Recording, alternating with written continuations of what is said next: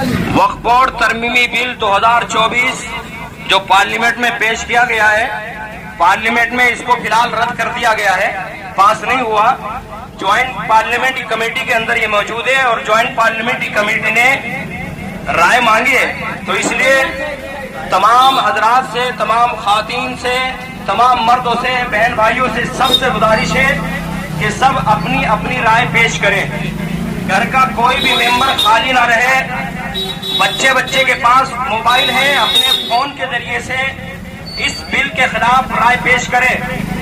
याद रखिए, ये बिल अगर पास हो गया तो हमारी मस्जिदें छिन जाएंगी, मदारिस छिन जाएंगे, कब्रिस्तान छिन जाएंगे और वक्फ बोर्ड की लाखों की तादाद में जो प्रॉपर्टी है वो सब छिन जाएगी। तो इसलिए आज बेदारी का सबूत दें। 13 तारीख तक का हमारे पास टाइम है।